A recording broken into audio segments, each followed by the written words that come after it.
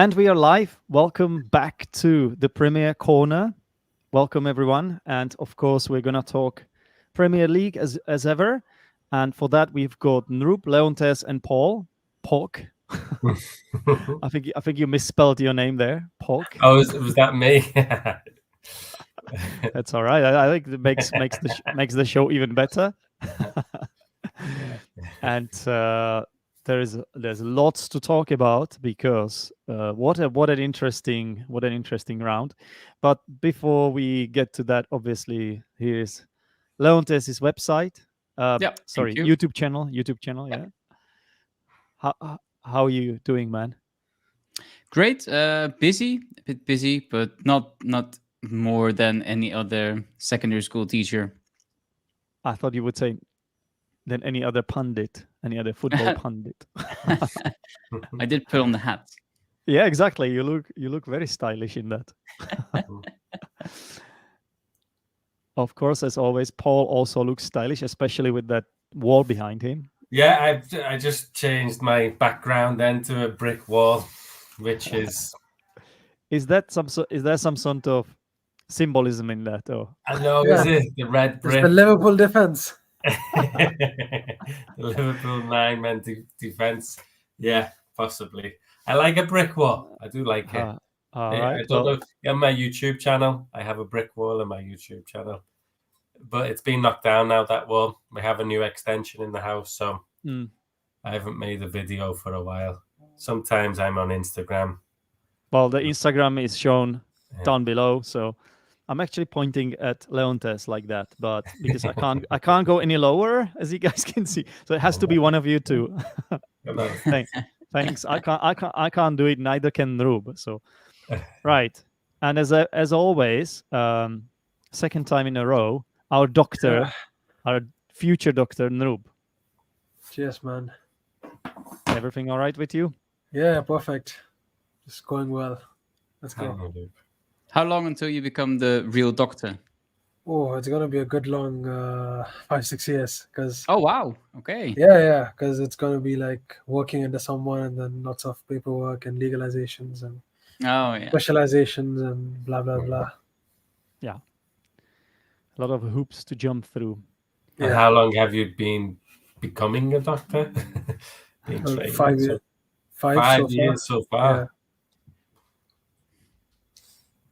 It's the journey, not the destination. It is, exactly. Just like Arsenal.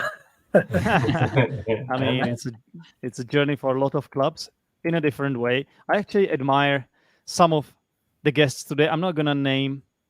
I admire them for coming on, for being brave after what has happened recently with their clubs. So we're going to get to that in no time. But let's take it step by step. As always, I would like to encourage our viewers, whoever is watching us live at the moment, feel free to ask us questions in the comments or just say hi. Tell us where you are watching from. Tell us what your favorite club is. Just to remind everyone, Leontes supports Man U. Nrup is an Arsenal fan. Paul is a Liverpool fan. I'm kind of a West Ham Arsenal fan. A hybrid. Hybrid, yeah. A torn fan. All right. That's that. And now we're going to talk about the matches we have seen quickly.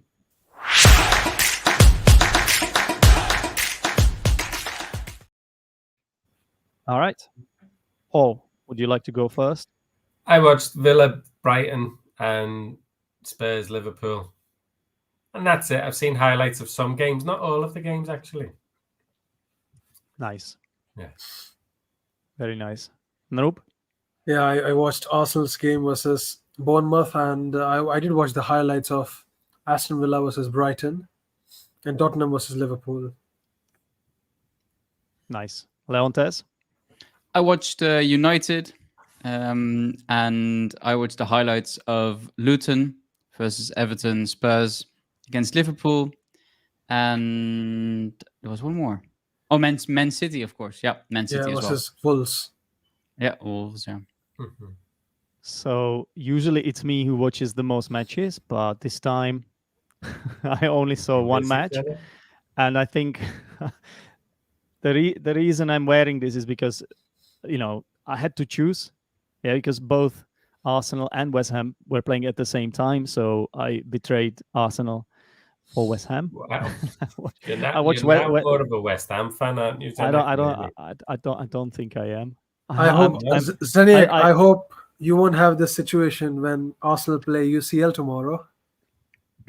That's definitely not going to be happening. The thing is, Paul, yeah, when it matters, yeah, I like to watch both teams. So there was in game week 6, I managed to see both Arsenal and West Ham at the same time. I really had like 2 streams running at the same time.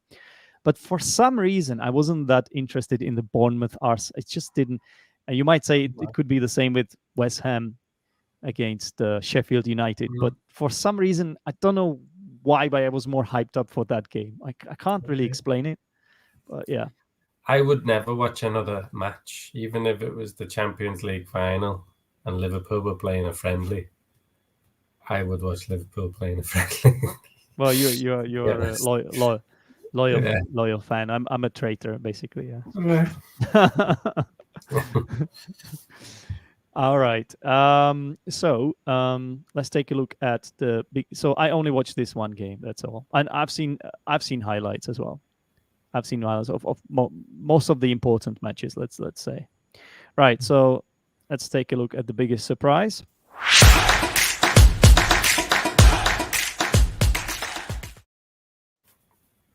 So this might be a bit hard because there have been quite a few. Let's be honest. Yeah. Leontes, would you like to go first? I think my biggest surprise was how poor Nathan Ake played. I think that was quite surprising. United's loss was also a surprise. It wasn't something I expected, but it happened. So, yeah. For me, it has to be the Villa's win against Brighton, 6-1. That was huge. Yeah. Mm-hmm. What a big result. What a statement from Villa. Yeah. Yeah, I think Villa are quite good at home. They can beat Brighton. Brighton are really good as well. But I think, and even Manchester City losing midweek to Newcastle and just a few injuries that they have, I always thought it was a tricky game. Wolves play well against Manchester City, I think. You mean? But it was a surprise. Manchester losing to Wolves. To Wolves. You mean? Yep. Yeah. Mm-hmm. But I think Manchester United losing at home, I suppose, is the biggest surprise. I watched them midweek against Crystal Palace, and it was easy, really. I know Crystal Palace had a different team, but Manchester United seemed to have the same team as midweek. More or less, yeah. Yeah. But Crystal Palace had a totally new team, which they defend well, Palace. They have a good, solid 4 at the back. They defend well. But I expected Manchester United to win easily after that midweek match. I think most people did. We'll definitely get to that match, Noop, for you. Sorry. Oh, you've already mentioned Villa, yeah. Villa, yeah. Okay. Yeah. What about you, Zaniak? Well, Everton, Luton. What the hell? That's a surprise, isn't it? Come on, I did not expect that at all. I thought of. First of all, Everton, I believe, won the previous match, so it looked like. Previous 2, they beat Villa midweek as well. They beat Villa midweek and beat Brentford away. But in the League Cup or something, right? Yeah, but that was League Cup. Both played good teams. Yeah. Exactly, and then it's Luton of all teams. Luton, the one that everybody thinks will get relegated. All the pundits say that, and now somehow Luton came away with 3 points. So, yeah. I think like in a few games, like in the Manchester United game, I heard they threw the kitchen sink at Palace near the end and could have scored a few. Everton could have scored a few against Luton. The ball just wasn't going in. So I think, it's football, isn't it? Anything can happen in football. That's why we love it. Mm-hmm. And that's why we also need to talk about the game week highlights.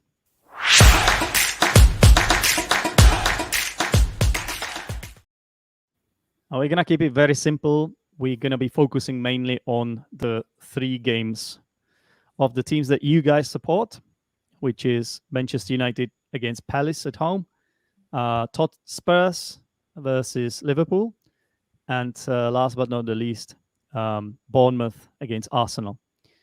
So let's start with actually United. Yeah, let's start with United. So, Leontes, what is going on? What on earth is going on? You only have 9 points or something. Yeah. Right? Out of. So you lost 4 games and you won 3. Yeah. And now you lost against Crystal Palace at home. Yeah. So what happened there? What happened? Well, I have this. I came up with a theory while watching the highlights, and I had this feeling while watching the game and jumping around in my living room, frustrated with their performance. I think, United is playing okay-ish. We could even say good, or it's nearing good, but it's not. It's not at the level that they should be, which is fine, because I think it would be impossible for someone like Ten Hag to have a game, have his team ready in his second season. I heard one of the pundits on the Viaplay thing that I watch on say that the first season you always have the euphoria of the new manager. He played well in the preseason They played well in his preseason of the first season, and it went well in the first season as well. And you had the Carabao Cup, blah blah blah. And now he needs to settle down. He needs to have his own signature. And I think that's the thing that's challenging, because now he has to be the manager, right? In the first season, he was given the benefit of the doubt, and then people say, well, stuff happened, and now he has to be the manager. And I think one thing that he's doing well is keeping his strict line, right? A very strict line. Look at Sancho. Sancho is gone. Is he gone now? Sancho he was banned from the premises of the football club. Yeah. From the canteen and from everywhere. And I've heard that Mourinho wants him now at Roma. So, but then again, it's about setting the standard. And I think if there's so much going on behind the scenes, then they're not focusing on the football that they have to play. One thing that I noticed in the Crystal Palace game midweek for the Carabao Cup is that he changed a few things, which he doesn't believe in a B lineup. He didn't do that at Ajax as well, so he doesn't believe in a B lineup. And there have been some disappointments, like Onana. He hasn't really performed well, I think. No. But the thing I like the most is that he used other players, like Donny van de Beek, for example, who came on twice now. And Rashford wasn't on during the Carabao Cup game. Rashford is the only difference, isn't it? Rashford's getting a lot of the blame for this defeat. Yeah. And while I was watching the highlights of the Tottenham Hotspur game, I realized that maybe the blame that Rashford is getting is actually quite legitimate. Because if you look at the combination Richarlison and Son, that works very well. They worked very well during the game. But if you look at Rashford and Højlund, that doesn't work well. So, he's never worked well with anyone, I think, Rashford. No. He's created no partnership with anyone. He's been there, 5 or 6 years now playing? Yeah.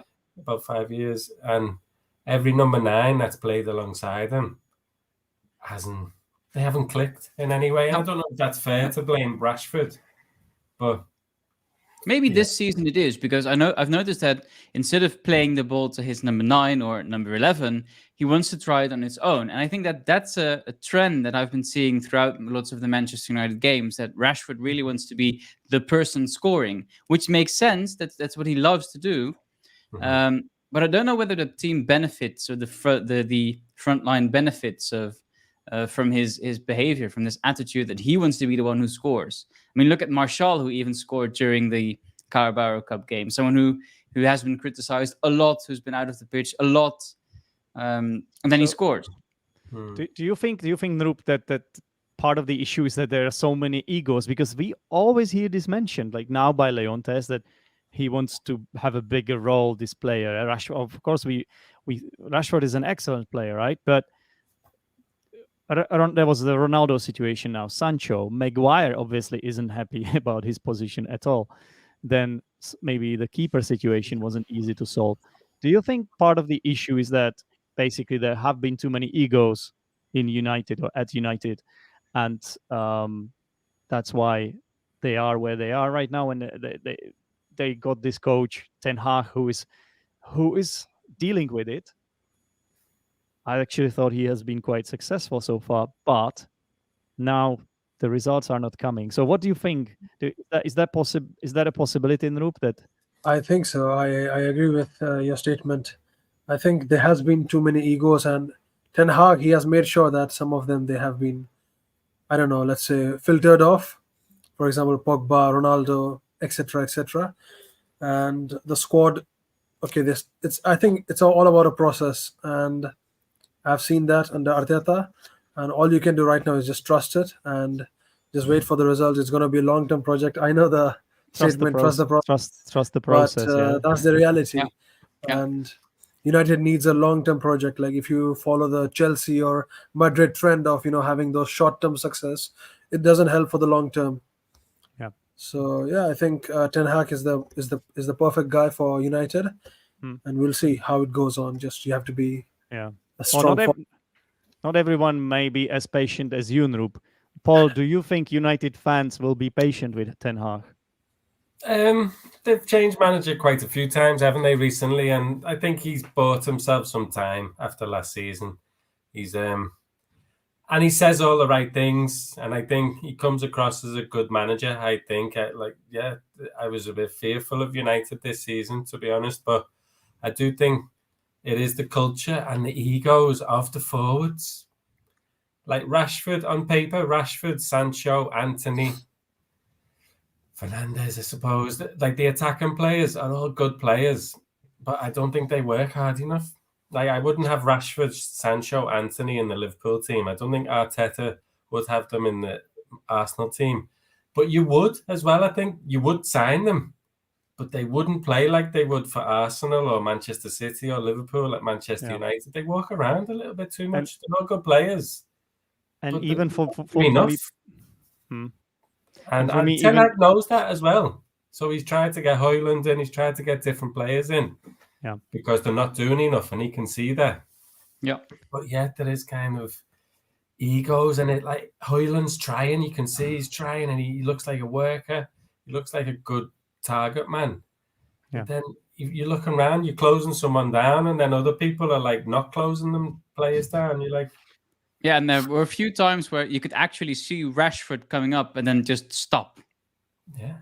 Where you would say, well, if you would have done the extra few paces, you would have closed your man down, and it might have been a better situation. But then he just stops and said, well, not my problem. So I don't know if he thinks that. It appears as if he did that. I also want to ask Leontes, I want to address the elephant in the room. So Harry Maguire? We haven't. That's the other elephant. No. It's more like a giraffe. But no, I'm referring to his height. Yeah. So obviously, we haven't really mentioned Bruno Fernandes yet. So I am not a big fan of this player because I believe he whines too much, complains too much, and dives too much. But that's my personal view. I think most neutrals don't like him. So obviously, he's one of your best players. He undoubtedly is a talented player. But my question is he the right captain for the club with this sort of behavior? Even you will admit that sometimes it's a bit too much, right? Yeah, I still think he is. I think he's changed a bit ever since he became captain. He's a very good player, isn't he? He's a very good player. He works very, very hard. He's everywhere on the pitch, everywhere. His passing's unreal. His passing is really good. His creativity. Yeah. So yeah, I do think that he's the best manager now.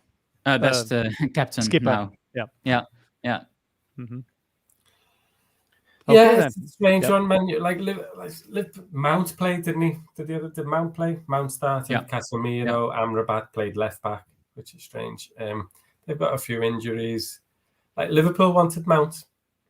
I think the players that they've got, they're all really good players, but they're just not going forward. They're not doing enough, I think. And I really think that Ten Hag needs to was my honest opinion, of course. I don't know anything about football other than the few times I watch it. But, you know, if he would really make a statement, in the next few games, he would leave people like Rashford out.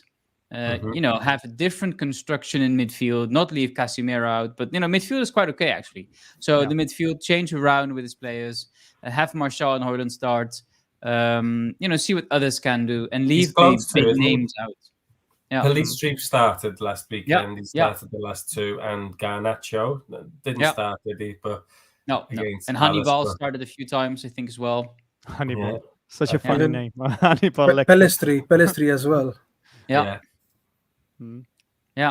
So, you know, I would like, and I really think that one of the players that they should not have let go was Fred, because, you know, even in the games without Fred, you know, Fred was always kind of like a smaller, probably literally smaller, but also a less intense version of Bruno Fernandes. He was everywhere, right? He also knew where he had to be. He made the passes.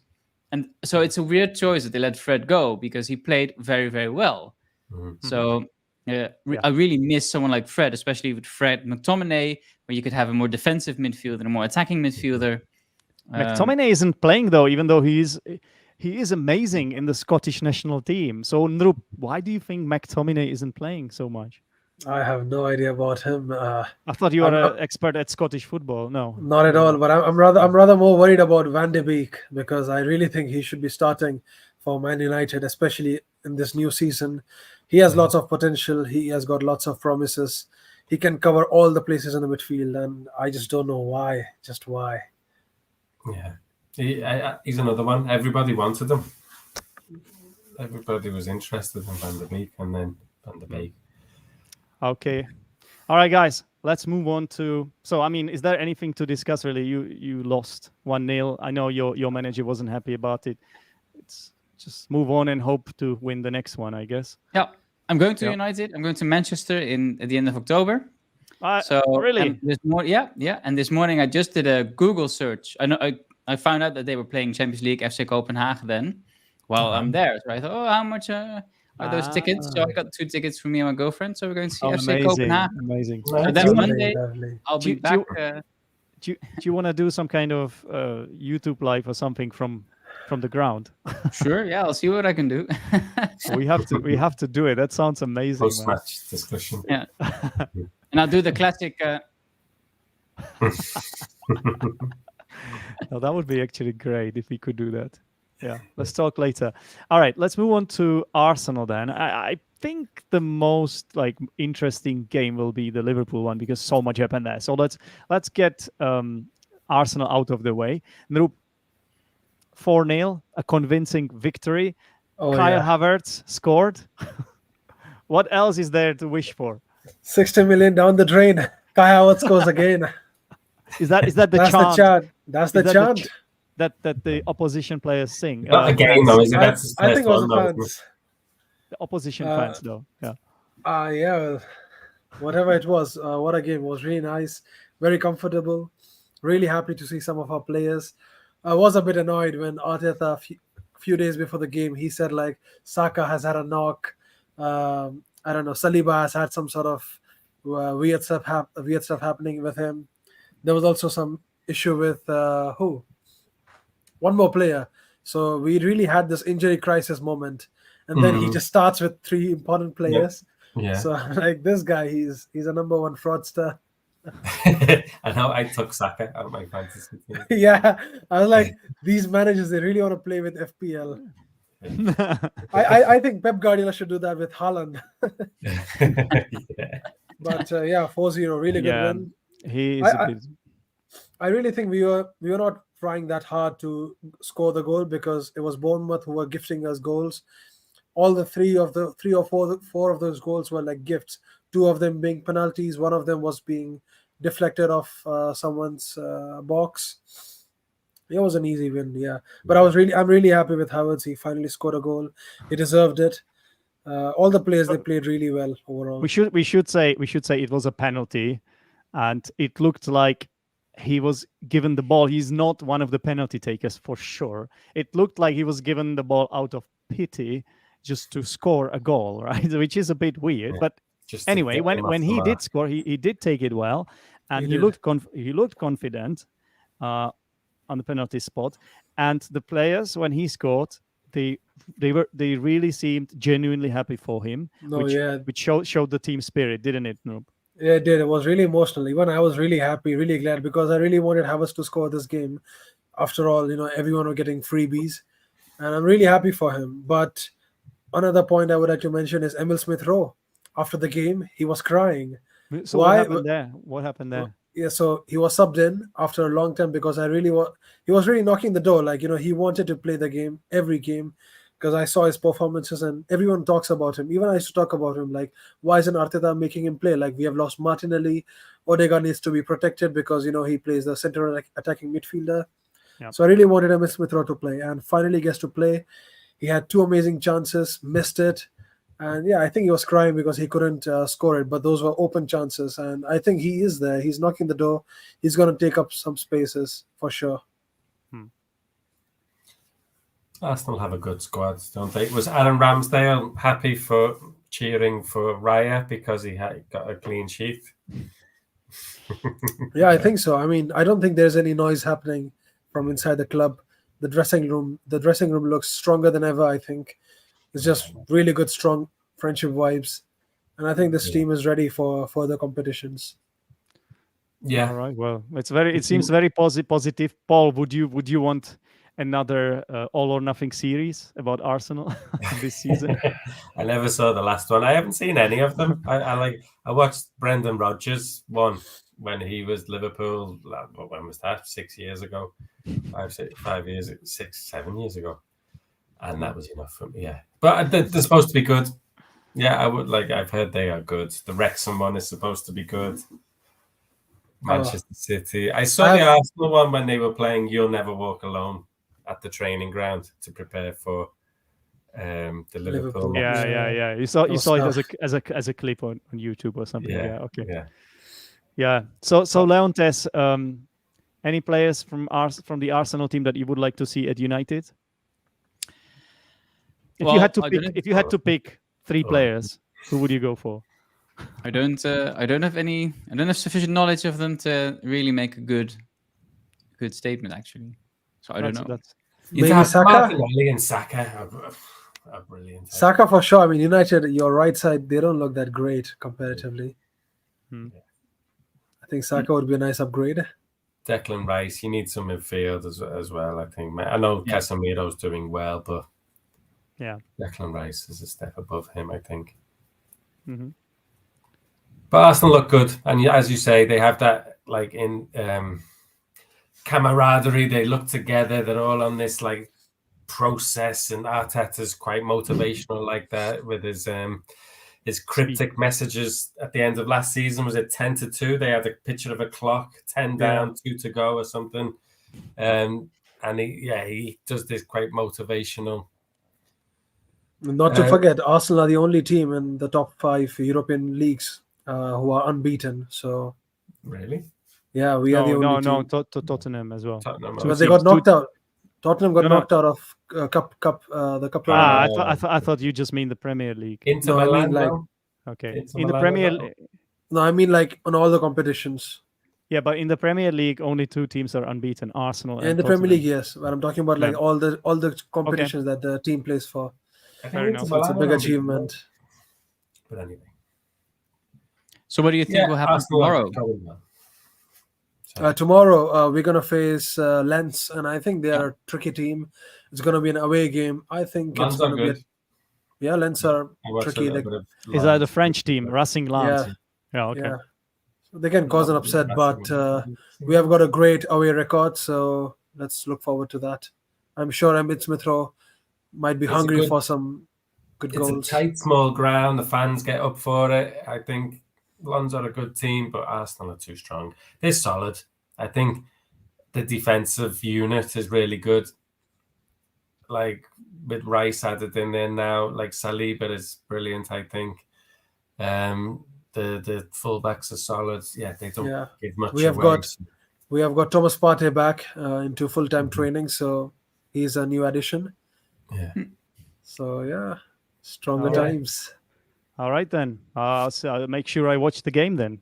It was a great week for Arsenal, wasn't it? Like with It is. Liverpool and Manchester United. Yeah. And So we face Lens City, and then Manchester City. next to dropping City. points. Next to Manchester City, yeah, that will be tough. Yeah. So okay, Oh, well, yeah. we have to talk about the Liverpool game, yeah, the Tottenham Liverpool game. So even on paper, that was supposed to be like arguably the biggest game of the week, of the game week. I didn't get to see it, unfortunately, but obviously I Didn't you? heard a lot about it. I watched the highlights and I know what happened there. So, Paul, where do we You want begin? me I to think give you a summary? chronologically, tell us about the most important moments in the game chronologically, because I think it's really Oh wow, okay. it's something. I would say it's something. Yeah, we kicked off. Tottenham looked. Thanks for that. Yeah, Here we that I didn't No, mean but that. Tottenham Yeah. looked Okay. threatening. 11 against 11. Yeah, I know. 11 versus 11. It's a long story. 12 versus 11. Yeah. And, as well, yeah. Tottenham looked threatening, but Liverpool had chances, and Liverpool had like 7 shots to their 1 shot. Good chances. They had 13 touches in their box to Spurs' 2. And then on 25 minutes, Curtis Jones was sent off. Well, he was given a yellow card, and then VAR said, no, look at it again. Showed him a picture of the actual contact. And A picture, so not the footage, not the clip. Well, Just they did it backwards. Yeah, so like Curtis Jones stepped on the ball and his foot rolled over and it caught the Basuma's ankle, and so. Do you mean the they ref played it gave on a reverse yellow. or something? Did they play it on reverse or something? Yeah, so they showed the image of like where his studs are catching his ankle, which is after he got the ball. But Yeah, so it's they did happened a few so times recently, that, and it like it's happened a do you- few times. I don't agree, but it's Yeah. So do you think this was way too harsh and it was slow motion? Basically, that it was made bigger than it was. It's happened a few times, and if they're showing the referee that image, you know what's going to happen. The Chelsea fullback Gusto got sent off last week for something less than that against Aston Villa, but he got the ball and then he caught his ankle. And So at least there is consistency. At least they are consistent. Yeah, it's wrong because that is just incidental. It's not on purpose. It just happens, and. It just happens, and it can happen. Like there's no malicious intent, and it could just happen. So it can change the course of a football match, and that's what's a little bit frustrating with football at the moment, I think. And I'm a bit frustrated with it. So it was very early. Like, superficial little things happen in the match, like a ball bouncing off a leg and then hitting an arm, and suddenly. You're losing the match, and it just changes the course of the match so quickly for like 2-0 fouls, maybe. So you think it was a bit insensitive, maybe from the referees? I want to ask, obviously our other 2 guests here. So, did you guys see it? Did you guys see the incident? Yeah, I did. So what do you make of it? I'm not surprised with the way how referees have been going on inconsistently, and I totally agree with Paul on what he has made. Well, the problem is like when they accepted the mistake later, what can you do more about that? Let's talk about this red card first. So the card is Jones red. So was it a red for you or not? Not to me. To me, it was a yellow. I don't think it can get any more harsh than that. Yeah. As simple as that. Yeah, for people who like watch a lot of football and things, play football, it's not a red card. There was no seriousness in it, but because of like precedent, it is a red card. But it's the wrong interpretation of the law. And Jones knows that, and I think we've appealed, but we're not going to get anywhere with that. And go on. Sorry, I just wonder, like, has there been any appeal for red card ever been overturned, like at least once a season? Yes, it has happened before. A few, yeah. A few Liverpool times, got one this season, from a straight red to from a 3-match ban to a 1-match ban. So Jones now will have a 3-match ban because it's serious No, but like it's still a red.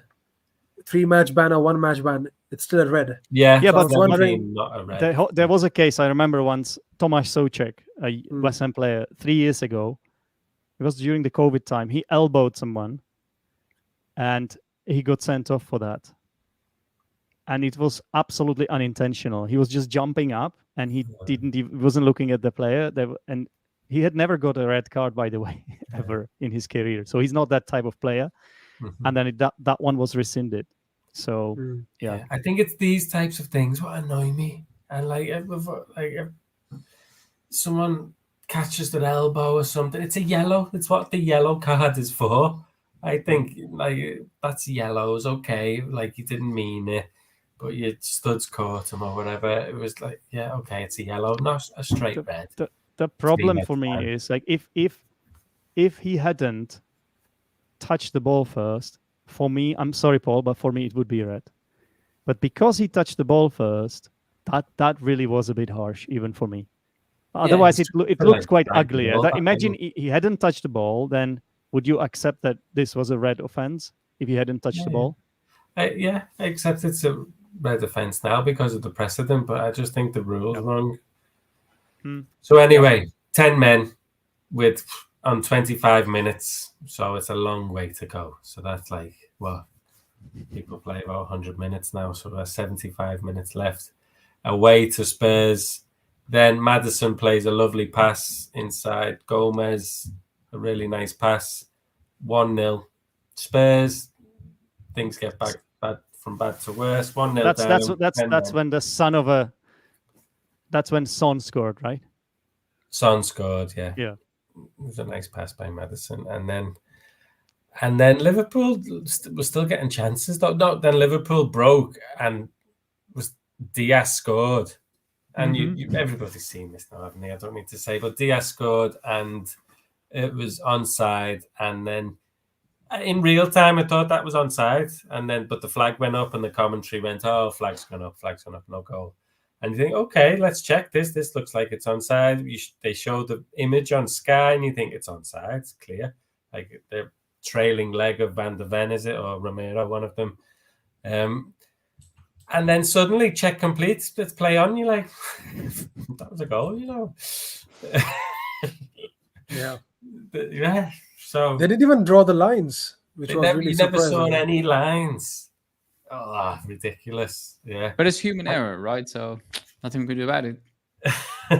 But like, it's I don't know. It's a bit more like, it's a bit weirder, isn't it? Like, why no lines? So they came out with, significant human error. And then later on, they said, we thought, the VAR thought that the on-field decision was that it was onside. So we just said, check complete. When, even if they thought that, why haven't they drawn the lines? They draw the lines for everything. No, they have drawn the lines, but can you see it? It's in the corner there. They have drawn the lines. It's next to Nrup, yeah. But they drew them wrong. It's not a straight line. Like my eyesight is quite good enough to see that. But they normally draw the lines to show that he's onside or offside. Like, so it was that explanation and excuse, I think, is even fishy. So Liverpool have now requested fishier to hear the dialogue, the audio from the VAR to the ref to see what happened. Really. What are they hoping to achieve with that? Oh, nothing's going to happen. It's just transparency, isn't it? Like they want to know what went on, because it's like, I think, how is they going to change anything? Reasoning is not. It's not going to change anything, is it? It's not like they know it's not going to change anything, but they're trying to make the game. Their reason is that they're trying to make the game better for everyone. Like this, in their statement, they said this could happen to any other team too. So let's not just we want to know what happened. I think Klopp took it well after it, and even in the press conference, it was like they don't mean to make mistakes, and it's true. I don't think it's like this agenda. I don't think they meant it, but it's just really incompetent. Really incompetent. Absolutely. So Leontes, obviously, I assume you saw that, or at least you know of it. Yeah, So I saw it in the in the highlights, and I saw the same line. Yeah. Well, they did apologize, very, very soon. So is this helpful? Is it something they should do in that way, or could we say it doesn't help anything? No, I think it's sorry. Wait, Leontes. I don't know. I think I don't know what they want to. What will happen then, right? You've apologized, and then, because imagine if these are the 3 points that decide Liverpool's Premier League title, yes or no. I mean, what will happen then? So, or Champions League, yes or no? I mean, that's a lot of money there. A couple of times, Leontes, to Liverpool. We've lost the league by 1 point with dodgy VAR decisions in the season.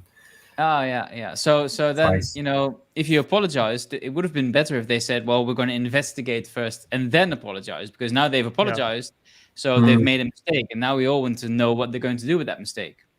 Because the best thing would be to kind of replay the game, but then, you know, what happens if they trash Spurs? Does anyone watch the Rugby World Cup at the moment? Is anyone watching the Rugby World Cup? Or like in rugby, they have the conversation between the ref and the VAR is audible.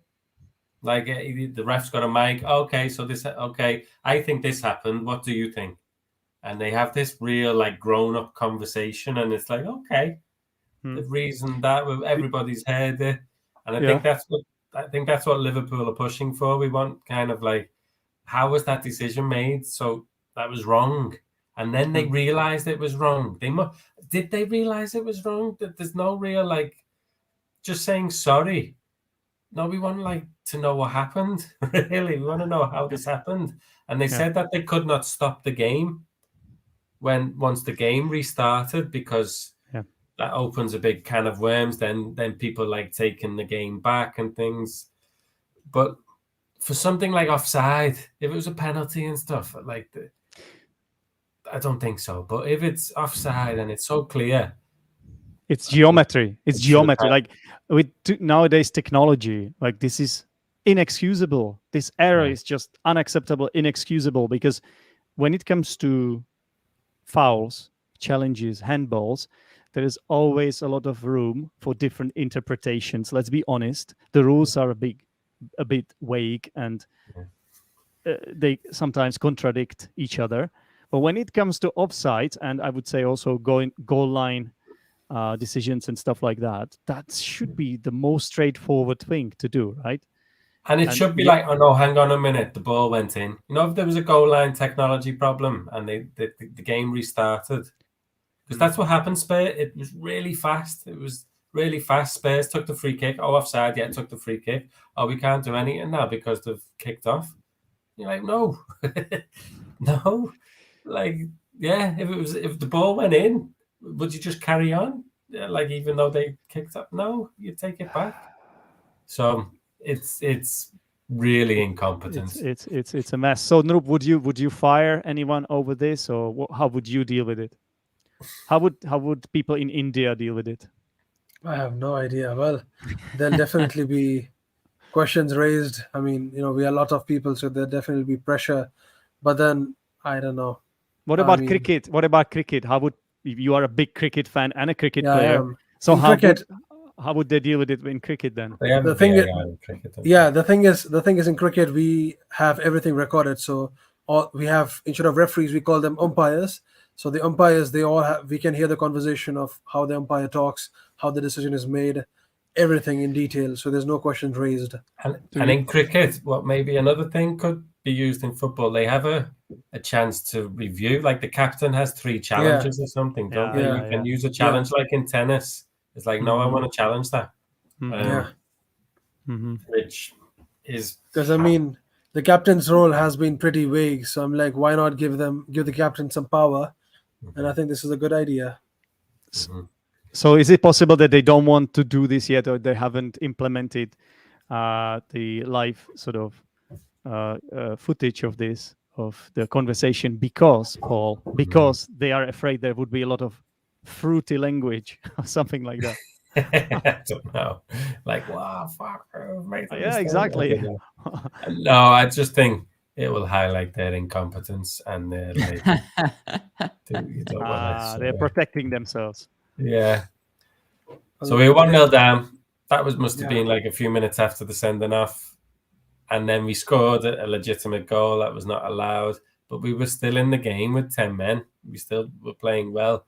We scored just before half time, which was a nice goal by Gakpo, who got injured and now is going to be injured for a while, which is a blow because I really. What was the injury? His ankle. It happened just before he scored. Like okay. It wasn't a foul really, but he caught his ankle and. Yeah, it looks like a ligament type thing in his ankle, possibly. So that's not good for the Dutch national team either. And he's playing well. I really like Gakpo, Leontes. He's a good player. To come in from the Dutch league and play like he's been playing and scoring and getting involved, I really like his attitude. Yeah, we like him. And then we had another chance, Salah, to make it 2-1 from 1-0 down with 10 men. We almost went into half time 2-1, like a big chance for Diaz. Great pass by Salah. Yeah. And then missed that and that was a shame. And then the second half started. Jota came on for Gakpo at half time because he got injured. And then Jota fouled Udogie twice. Udogie's really good, actually. He defended really well against Salah. And then the first foul, it didn't look like it was a foul, but something must have happened. There must have been contact between Jota and Udogie for him to fall. But it was, I don't think it was intentional contact, but it's hard to say whether it's intentional or not. In the replay, it doesn't look like there was contact, but there must have been something because people don't just fall over. So he got a yellow for that, and then 30 seconds later, he got another yellow. 30 seconds? Was it really 30 seconds later? Well, it was if that, really, yeah. A minute. So was the second yellow a yellow then? Yeah, because he's knocked. I think Udogie knew what he was doing. If someone's just got a yellow, you knock the ball and you dive. And Jota was stupid. Oh, was it the same player then? It was the same player. Jota was stupid enough to stretch for the ball because he got tackled, and it was by Udogie. He was, like I said, he's a good defender, and then he knocked it and dived. Do you think he was Jota was frustrated about the previous situation? Maybe this. Yeah, if you lose the ball as well, you got to try and get it back. So. Yeah, well, and Udogie had lost. I think he'd lost it. He just kicked it and then fell. Udogie, you know who we are talking about. He seems to be a top dog. He seems to be a top dog at Tottenham, right? A really good player. I don't know. All I know is he's got an interesting name. It's a very East African Christian name, where you have these hope, destiny, and all of those names. You know what I mean? Ghana, isn't he? Yeah. So he's a great player. His name is Destiny. Like Good Luck. People have good luck names. Yeah. There's a footballer called Good Luck.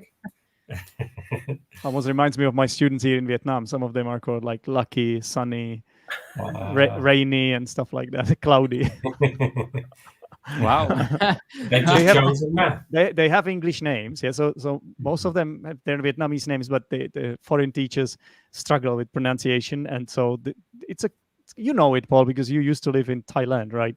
So it's a common practice that in East Asia or in Asia, the students have both their name and then the teacher or themselves also choose an English name. What's your Vietnamese name? Or have you got any?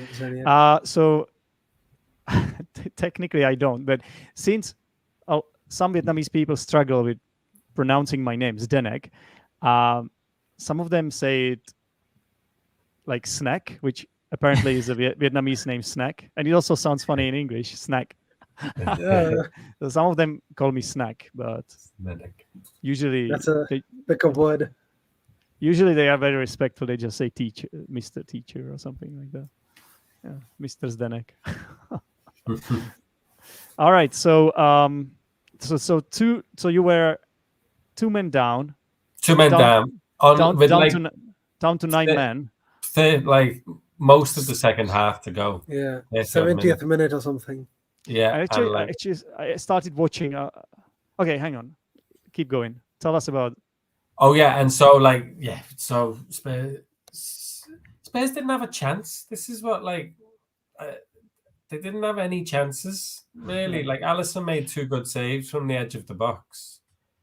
They had a disallowed goal for offside, but that was it. They never had a chance. And Liverpool, even with 9 men, had little moments. This is why it's so cruel, because Liverpool played well. They played really well. And in the 97th minute... I actually have to say, I started watching this game because I looked at live score. Yeah. And just by looking at the 2 reds for Liverpool, I was like, what?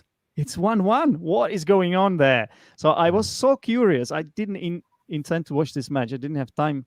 But I actually watched the last 15 minutes of the game because I was so curious. And you're right. Like Spurs looked a little bit clueless there. And from what I saw, it looked like Liverpool were performing so well. Like it was a heroic performance, in my opinion. It was, and it would have been a heroic point. And it still would have been a little bit sickening, actually, to get a point. Like, I was watching it thinking, we can win here. Like what we did against Newcastle. And then, 97th minute, cross comes in. Matty kicks it in the top corner. Last kick of the game. It was an own goal, yeah. So, Nrup, were you as devastated as Nrup? Because obviously, I assume you, as an Arsenal fan, you don't like Spurs. So, were you devastated as well? I was. I mean, as well. Well, I honestly wanted the game to be a 0-0, 1-1 draw, but then, I just wanted both the teams to lose points because both of them, they were ahead of us. Yeah. But well, the thing is, Spurs won by getting an own goal from Liverpool. Was like it wasn't what I wanted really, but well. And I think Spurs after it, so like they're all Pedro Porro, who crossed it. He took his shirt off. I was like that running around. He took it like it wasn't even like a deflection. It was just a cross. And then he's what are you doing? Like, I can understand the fans being happy they haven't beaten Liverpool for a while, but after the match, like all the players are like a highlight of his career, you know. It's big been a highlight while, of his career. It's been a while since they won, and also under the new manager. So we'll see. We'll see how they perform without Maddison, because when they say like, I don't know, Ange ball, I think it's more of a Maddison ball. Like Maddison has been controlling Spurs all this time, and Maddison, he's a player that can get injured. I was impressed with Spurs. Is it not like same here? Much. I was impressed with the defenders. That Van der Ven, he's good. Is he Dutch? Van der Ven sounds Dutch, right? Leontes. Yeah, he is. He came from Germany though. He's never played in the Dutch league. He played for a German team. Oh, he's really big and strong. Like faster than Salah, faster than the forwards that he's marking. He's really good. I think similar to Saliba and how I feel he transformed Arsenal. Yeah, just as much as Arteta and other people. But I think Van der Ven has done it with Spurs, and the left back's really good. I've already mentioned Udogie. They look good defensively, and that's what you need to be a good team. They really look like a unit, right? Leontes, you must have noticed that there's this almost craze surrounding Ange Postecoglou, the Australian coach. It's something is going on. Like all the neutrals love him, all the pundits love him, all the journalists love him. What is it? Like, he is very charismatic, but like, isn't it going a bit too far now? Shouldn't they love Ten Hag as much as they love Ange? Should they love Ten Hag? Yeah. Come on, that was go ahead. Ten Hag's not that charismatic, though, is he? No, I'm asking. He's very Dutch. He's very Dutch. He's just. I think they like Ange because of him being a native English speaker. So he has much better press conferences. He can speak more. He can express more. Unlike Ten Hag, he cannot express more because his English is not as good or half the good as Ange. And also Ange, he's from Australia, so he's like a cousin of English people. So I'm sure English fans, they're like, okay, we have some guy from down under. Let's entertain him a bit more. And English fans, they've always had rivalry with Australia, be it rugby, cricket. So I think it's a nice addition. He understands the banter more, the sports Yeah. So That's not something that we have either. We don't really have banter in the same way, I think. We have our own weird things, but and I think that we don't even have it in our language. We're not that playful. We're not Germans, so we're not that boring, but we're not. Be careful, we have got Martin here. We have got Martin watching. Be careful. Martin is German, yeah. Well, the Germans are very serious people, right? They're known for being very serious, and I think Ten Hag is the same. He's not. Really? He's also very serious. He didn't even banter in his time at Ajax, and I also think he has the weight of the job on his shoulder, so he wants to appear professional. Yeah. The thing is, Ten Hag, he has too many responsibilities. It's like United, they haven't given him more support. They just are looking for the next Ferguson, because Ferguson did the same thing. Whereas Arsenal, rather than looking for the next Wenger, because Wenger, he wasn't just a manager, he was much more than that. But the Arsenal team, they did not look for the next Wenger. They give Arteta much more freedom. They give him less responsibility, just focus more on the players and football. And you can see the difference. Whereas United, they're still stuck with their old ways. I think it's a big part of being a manager in England. Like the press conferences, they do so many of them. It's like, there's so many of them each week. There's a chance to boost your PR and really Yeah. But also, don't you think, Paul, that part of this is that he was a successor of, like, Ange Postecoglou is a successor of Conte and Mourinho, who were not a nasty piece of works really. Nasty pieces of work. He's come in and he's this fatherly figure, and compared to Mourinho and Conte, there's this contrast, like he's a nice guy compared to those two. They are just egomaniacs, in my opinion.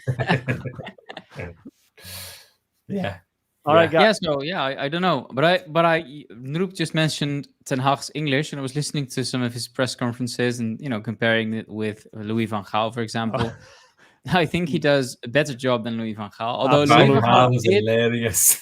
he did do more banter though. So he made a few more jokes, but with his horny for the game, those things. So he was talking about sex one time, wasn't he? Yeah. He made the players needs to be horny. Yeah. Yeah. You guys said that Germans are serious, but don't you think, like, in my eyes, for example, someone like Jurgen Klopp, he's a funny guy. He wasn't the same as at the beginning. He had life crisis at some point, but in my opinion, he is a very funny guy, very funny German. So I would like to defend Germans here a little bit. I think Klopp is amazing. Germans are a bit zany, though, I think. Generally, What's that? A bit more zany. Like, Jurgen Klopp's a great fella, I think. But it's a bit like the comedy is a bit zany, and Klopp doesn't get the banter sometimes. Like, he sees, it's banter. Oh, yeah, you call it banter. But, like, I remember someone said something about the mist. There was a word, and I think Klopp, he misunderstood as some swear word, if I remember it right. He did. Yeah. But he's trying. I think he's a fun character. Yeah, he's really fun. He's a great fella. Absolutely. And we should also. Oh yeah, it was. Sorry, on. I just remember the word. I think Klopp, he was talking about the word mindfuck, if you remember. Oh yeah. Yeah. He said mindfuck. And the reporter was talking about brain freeze. Oh yeah. Mind fog, and he said mind fog. He misheard. He misunderstood. Yeah, he misunderstood it. Yeah. Okay. Yeah, we should also give an honorable mention to Unai Emery, of course, and when he was an Arsenal manager, and his famous press conferences, which he kicked off with his famous "Good evening." He still says it, doesn't he? I love that he still says it. Every interview he says like "Good afternoon" or "Good evening." Good evening. Time but I bet the Villa fans love him. Yeah, for sure. Yeah. How was guys, your game, Zeniak? Any idea? Any words? It was all Come right, on. like 2-0, convincing victory. Although I would say second half, nothing to write home about. Yeah, it was a very controlled performance, moist ball, as Moist usual. ball. Yeah. Well, the thing is, Sheffield United had lost the previous game 8-0. Yeah, so everybody expected West Ham to hammer Sheffield. Yeah, but that's exactly when it doesn't happen, right? So 2-0, Yeah. clean sheet. Not It's a good result. nothing to sniff about. Like Mhm. yeah, nothing to sniff at. Okay, guys, let's quickly have a look at our heroes of the week and villains of the week. Yeah. By the way, Happy Hammerhead says hi. As a hammer herself, she obviously isn't a big fan of Spurs, so that she shares that sentiment with Noop and me, of course. So, yep. Let's go. Heroes of the week.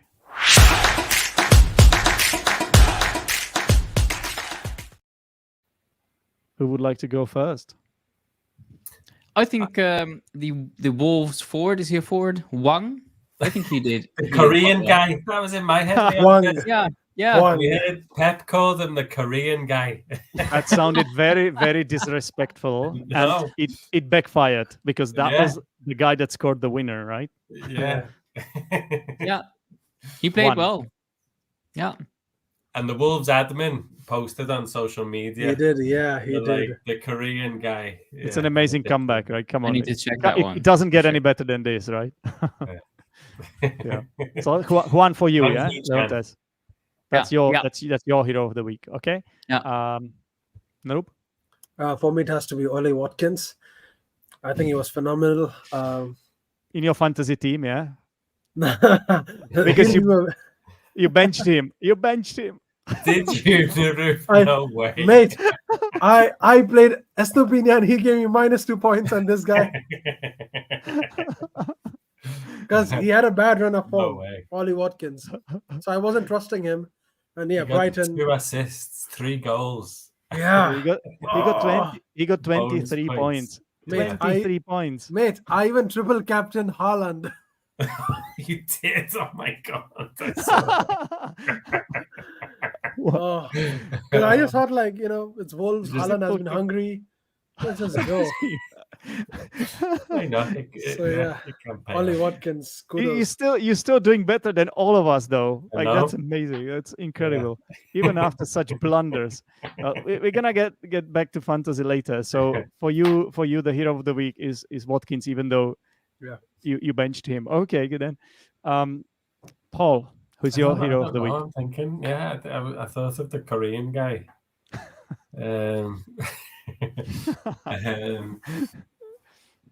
I can't think. Korean, don't know. Well, no one in the Spurs match, Liverpool match. Watkins, isn't it? Watkins, the Korean guy. Luton striker, maybe. I don't know. Sorry. Okay, I'm gonna give it to Unai Emery because beating Brighton 6-1, it's a massive achievement in my opinion, considering how good Brighton are, and this is just a big statement. Like everyone should fear them now. They are a force to be reckoned with. Villa, yeah.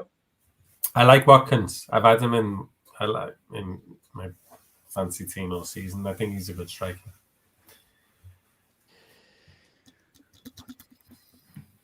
Yep.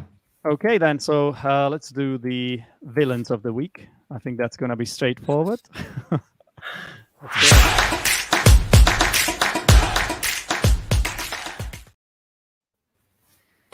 Okay, well, I think Paul should go last. And everybody should avoid. That was ready. Everybody should avoid saying the obvious, yeah? Just to let Paul have his moment, yeah? Please, everyone. So, Noop, you go first. It has to be a Haaland because I triple captained him and he did not score. Of course. And well, come on, Haaland. That's it. It has to be him. He's had a bad I'd run of say- form lately. I'd say Rashford. He's getting a lot of blame, isn't he? Oh, you've already kind of explained yourself. Okay, I'm gonna give it to Diego Jota. I think, okay, as much as it may have been harsh, he should have controlled himself, because 2 men down, that's game over. You were lucky that Spurs were so bad at attacking. But, any other team would have just smashed you at that point if you're two men down. Yeah. So Jota just that first red, that can happen, right? But the second one, that shouldn't. That thing shouldn't have happened, in my opinion. So, yeah, that's for me. Like, no, Diego, no, that's not the way. Diogo. Yeah, that's not the way to go. So, Paul. Oh, I'm gonna banish them to room 101. Dad in England and the VAR team who were watching EastEnders or something while when they should have been watching the actual match, and just said, "Yeah, check complete," when there's an obvious goal. They need to, yeah. What can I? They went to the United Arab Emirates the day before. Do you know this? The VAR team. Whole team went to UAE for a match. Was there like a training? Was there like a training conducted to, or something? Referee a match there. Okay. UAE paid for them to go. They didn't get back until Friday night. I see. So maybe they felt like they were not getting paid enough back in the UK. Yeah, they did it as a little extra job. They were like a little side job. I had no idea. How did you find out? It's known. Really? Yeah, it's now in the papers and things. So, yeah, they went there Thursday, flew there 7 hours, came back Friday evening, 7 hours, refereed that match Saturday. I know they're only sitting in VAR and anybody should be able to do it. But fatigue is part of the game, so. What? Sorry. I think that's something that's going to follow. What I'm saying is fatigue is part of the game. You've got home games, away games, traveling a lot. Yeah. But they just have to learn to draw the lines. I mean, this is not straight. Like even I would say I'm a bit dysgraphical, yeah. So board work, as an English teacher, board work is actually my weakness. But even I would draw this more straight than this. I would draw it straighter. And I mean, that's the issue here. They probably did it on their mobile phone or something. I don't know, Android, iPhone. Oh, yeah. On Instagram, they drew it on Instagram. Instagram stories, or I don't know what they did there. Madness. Yeah, but they'll be okay. Let's have a look. They've got their money from the little Dubai trip. So they're covered next week for one match. Not banned, I shared in the private chat an article by someone who wrote about the VAR and how the VAR is ruining the game, and he made a good point about the spontaneity of the game kind of disappearing because of all the VAR and the VAR and the rules and stuff. It's worth reading, actually. I don't know if Zenek wants to share it with the viewers, but sure, why not? I trust Leontes. Yeah, with my own life. So let's do it. Oh, wow. Okay. I wouldn't go that far, but yeah. No, Leontes I wouldn't even trust myself with my own life. You're a good guy. So here we go. Here it is. It says teaches Danek, but because I shared the comment, but this is something Leontes posted in our private chat here. So yeah. By someone called Stephen Blackfoot, also a Liverpool fan. And he writes about Liverpool games. If there was no VAR, it would have been disallowed anyway. It wouldn't have been a red card for Jones. But the goal would have been disallowed because the linesman put his flag up. Yeah, but at least this is something that used to happen, right? It used to happen. That remember the goal Lampard scored in the World Cup, right? Human error used to happen, but now it's like we have technology. It's almost flawless, right? So how come this happens, right? It's more, that's the issue here, because it's supposed to be flawless. I do think Ten Hag has been a bit wrong lately when he's been saying how the decisions were wrong, and it was like offside decisions, and he was like, no, but it's wrong. Like, you can see it's wrong, but they did draw lines and things. Yeah. And there's a couple of things what Ten Hag has been moaning about recently. Well, this actually proved him right, ironically. Well, yeah. Well, Gary Neville was jumping on that bandwagon, saying there's been a few recently where I don't know what the angle's been. Yeah. Like, but I'm like, do you think there's corruption in football again? No, I think there's always been. Up with this one. In the Premier League? No, I don't think so. It's a weird, possibly, isn't it? Why not? There's corruption in every other facet of our lives, isn't there? So, like, in education, in politics, in health, in everything. So, like, why not football? It's such a multi-billion-dollar industry. There's got to be some, like, at least don't make it this obvious. I mean, come on, like this is a bit this is going a bit too far. I don't think that was corruption, though. Yeah, I don't think either. They were just tired, jet lagged. Yeah, they were just sitting smoking a shisha that they got Too much shisha. Yeah, exactly. Sunburned. Exactly, suntanned, all that. Okay, guys, let's have a quick look at the FPL.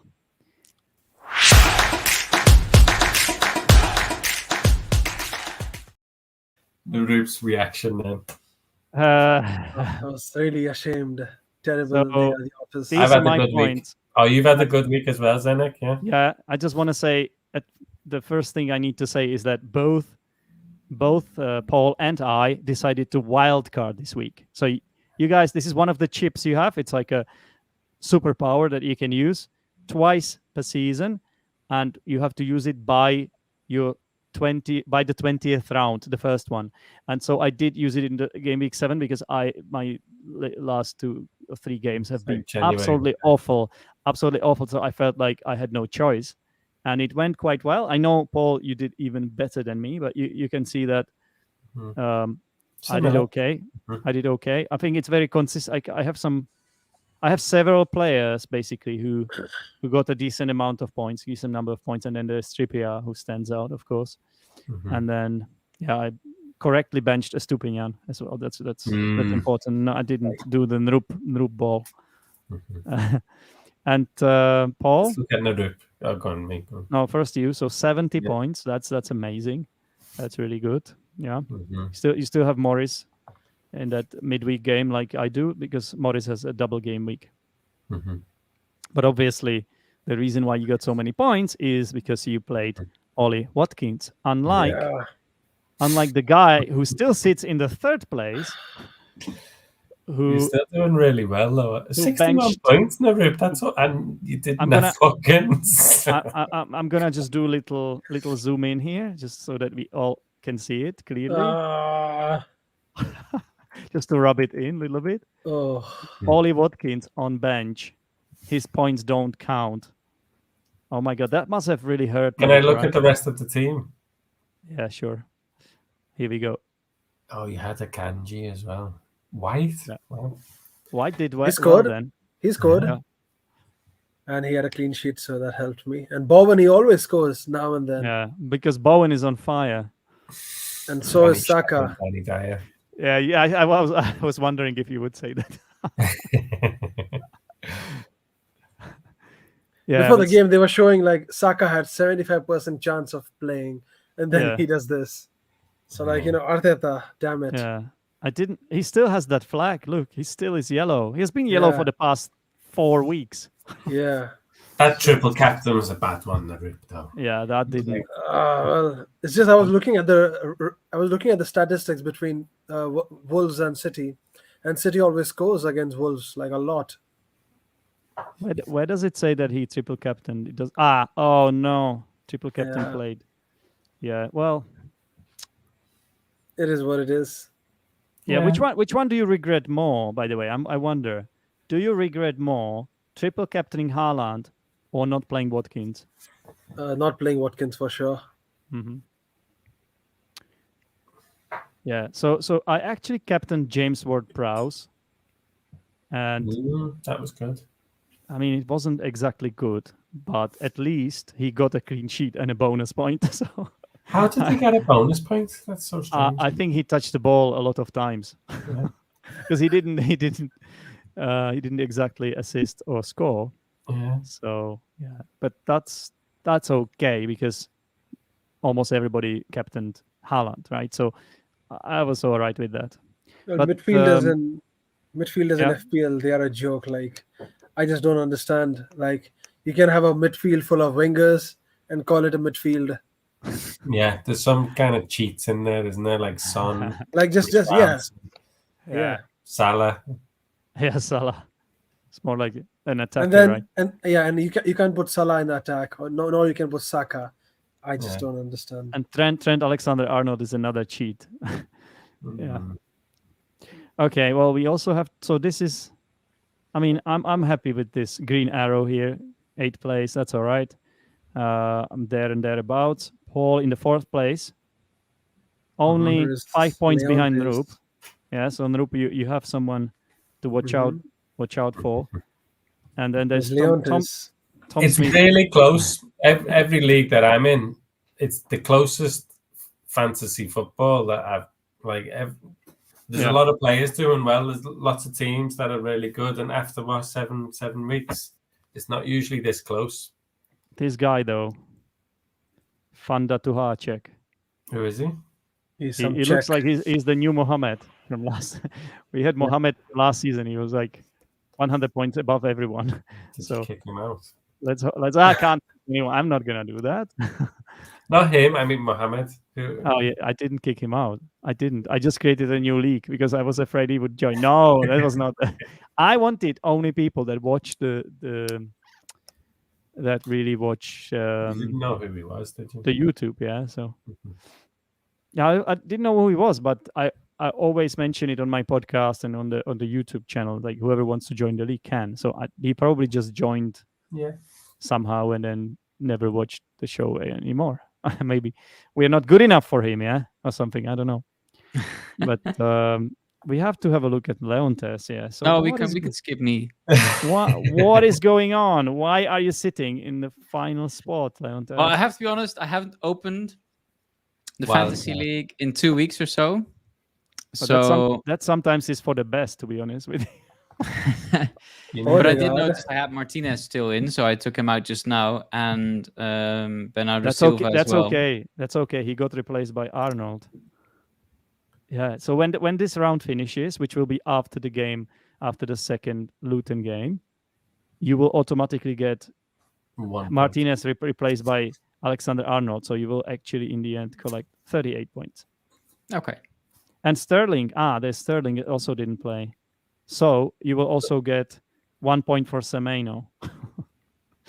You have Van de Ven. It's actually a good team, Leontes. Oh, Chelsea scored 2 goals. Oh my God. What? End of the world. Modric scored. What the hell? Are you kidding me? So they scored more goals in one match than the rest of the month. Oh. Alexander Broja is back. Broja scored. Yeah. Wow. Armando ahead of Jackson. Sorry, Armando. I like Broja. He's playing up front. Wow. That's cool. Yeah. I've never heard of him much. Oh, is Jackson suspended, is he? He might be. So. He got like 5 bookings. He always got a yellow card in every single match, yeah.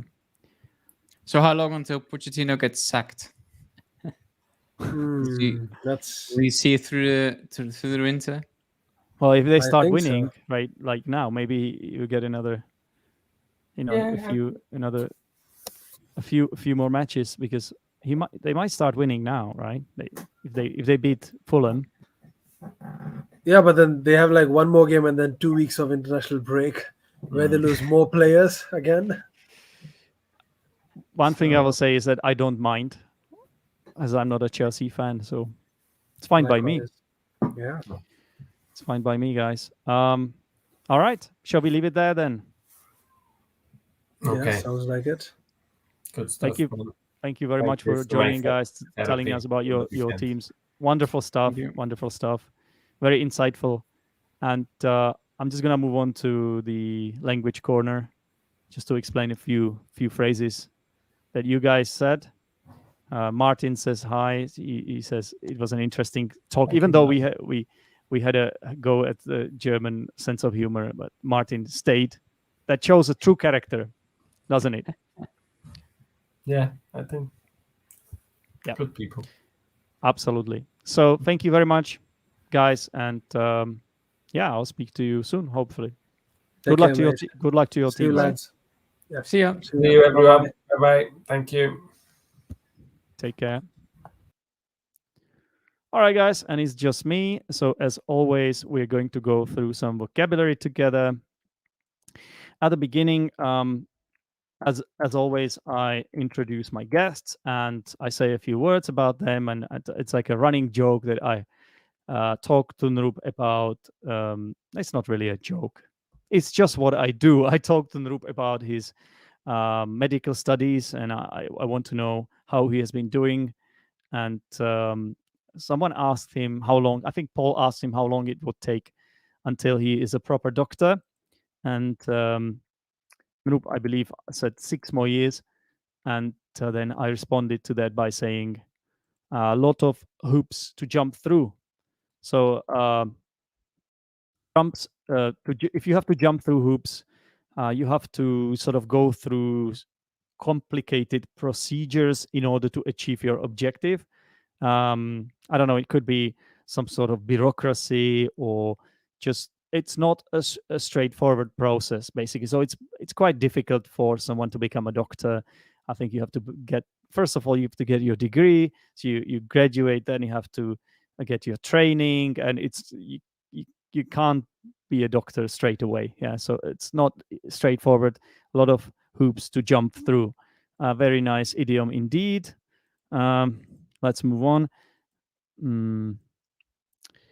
Okay, so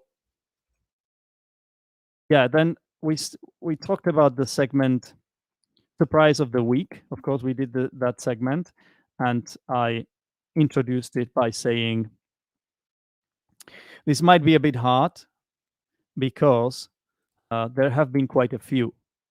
So what I meant was there have been quite a few surprises or upsets in this game week. And if you say in English, quite a few, this can be quite tricky for English learners, because it looks like the word few, it looks like it means not many, right? Isn't few the opposite of many? Well, it is, but it's not when it's preceded by a. And especially this phrase, quite a few, is an idiomatic phrase, which means quite a lot. So there you go. It's the opposite of what it may look like. If you say there have been quite a few, it actually means there have been quite a lot of surprises, right? We had a lot of surprising results this game week. Okay, then.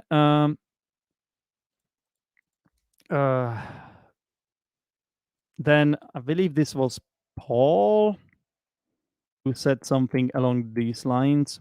He said, I heard in the United game, I heard they threw the kitchen sink at the end.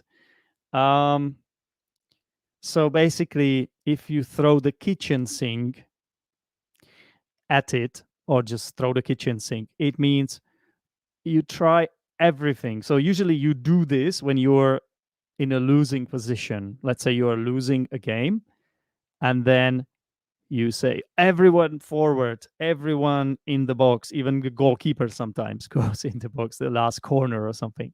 And that's when you would say to throw the kitchen sink. You just try everything you can in order to get that goal that you need, right? So just throw the kitchen sink. So imagine United obviously were losing against Crystal Palace. They tried everything, but still they couldn't get a goal, and they lost. So that's a good phrase, to throw the kitchen sink, or throw the kitchen sink at it. I believe this is what Leontes said. He said, because it's something to do with Marcus Rashford, the United player. He said the blame Rashford is getting is maybe legitimate. Yeah. So if the blame is legitimate, it means it's justified. It's correct to blame Rashford because of the stuff he's doing wrong. Yeah.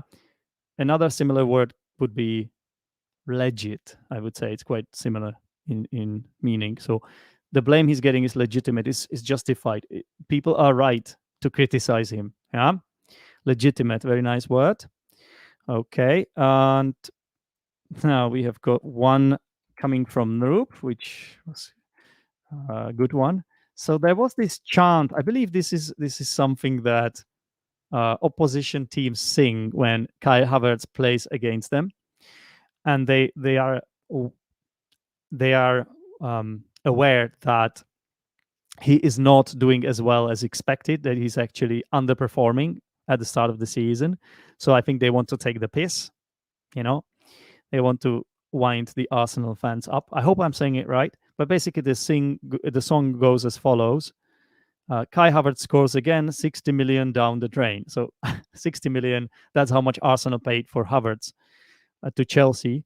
And Kai Havertz scores again. So basically he scored the penalty. 60 million down the drain means you throw it. So if here I am looking at the phrase down the drain. If the money goes down the drain, it's money wasted. It's money badly spent. Yeah. If something goes down the drain, it means it was just a bad, really, really bad investment, let's say. All right, that's this one. And then for some reason, guys started talking about the Champions League. It was getting out of control a little bit. I was worried that the whole show would be about the Champions League at that point. It was Paul who was referring to the Racing Land stadium, and he said it's a tight, small ground. The fans get up for it. The fans get up for it. So if you are up for it, if you get up for something, was it are up for it or get up for it? I think it could be both. If you're up for it, it means you're sort of ready or prepared to show everyone what you can do. So fans were very excited about the game and ready to support their team, up for it, up for the challenge. You can be up for the challenge, right? So to be up for it or to get up for it. I guess to get up for it is what Paul said. Otherwise, why would I have written it like this, right? So that's that. And okay, this is what Paul said when he was talking about the foul. Who was the player that committed this foul? That I can't remember, but the first Liverpool red, basically, it was a bad challenge. Studs were up, especially in slow motion. It looked quite bad, but a mitigating factor is that there was no malicious intent. That's what Paul said. So that he didn't intend to injure him. He didn't intend to cause any harm to the Spurs player. Honestly, I can't remember who it was, but malicious intent means sort of like an evil intention. Evil meaning you really want to do something bad to someone. You want to hurt someone. And if there's no malicious intent, it means he didn't mean to injure the player. He didn't mean to cause harm to anyone. He just wanted to win the ball. So no malicious intent. That's a nice little phrase from Paul. Do you think they don't want to implement it because they are afraid there would be a lot of fruity language? That's actually what I said. So I am quoting myself.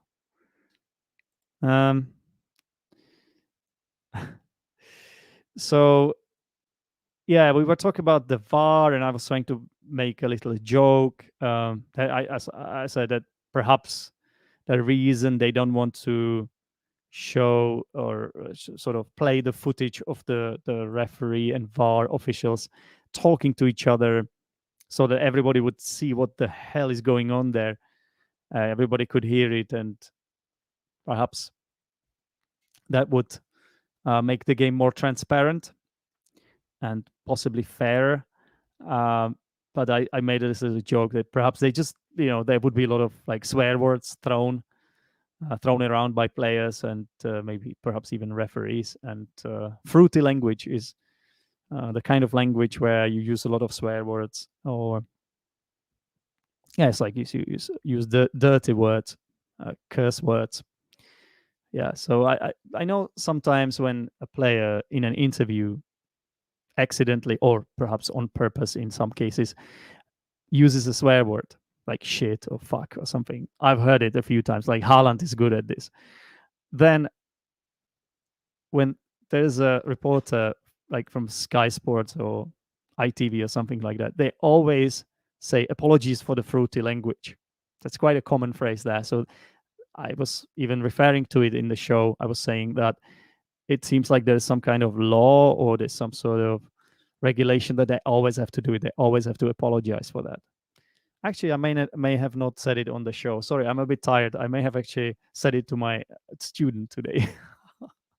Anyway, fruity language, a good phrase.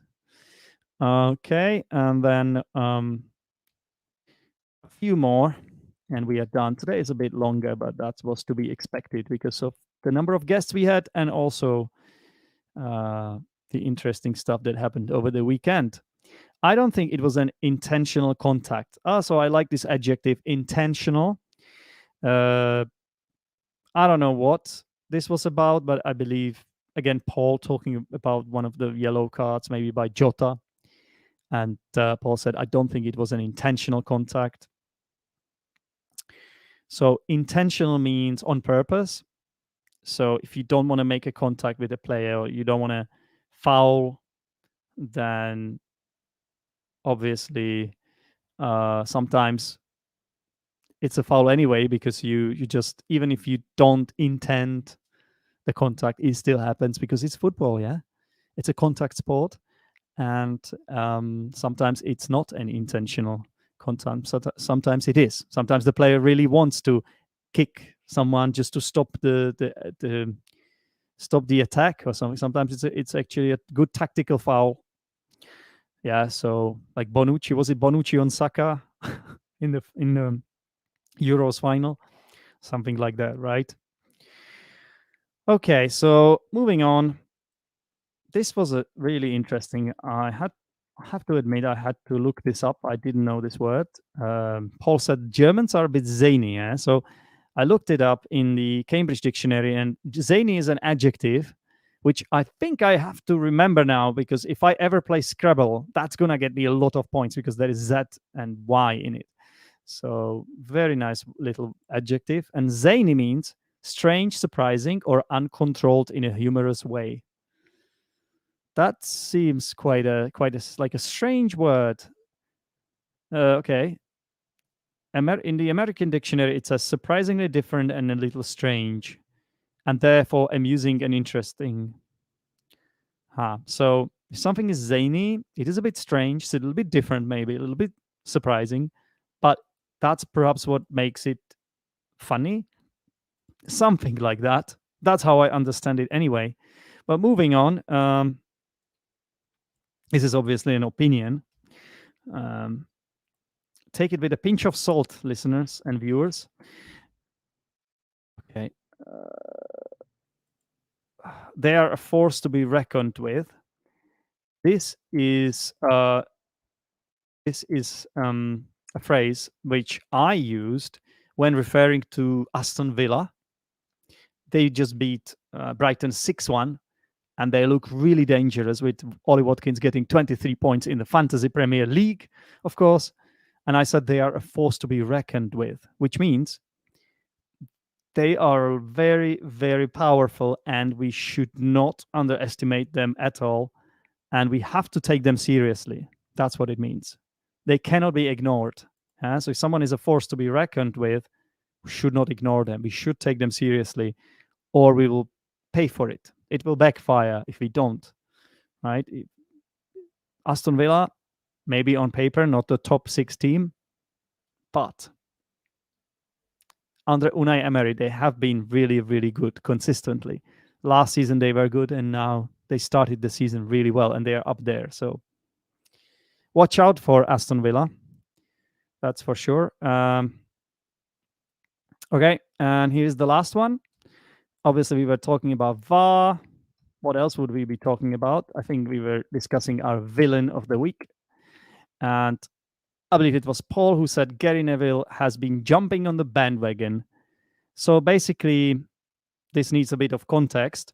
So we were talking about how a lot of pundits have been complaining about VAR, and obviously a lot of fans, and the inconsistency, and in particular the offside situations when they draw the lines.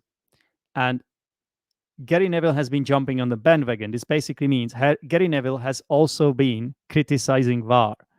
Yeah, he has also been talking about the lines being drawn wrong, and I actually heard that podcast like Paul did, so I know what he's talking about.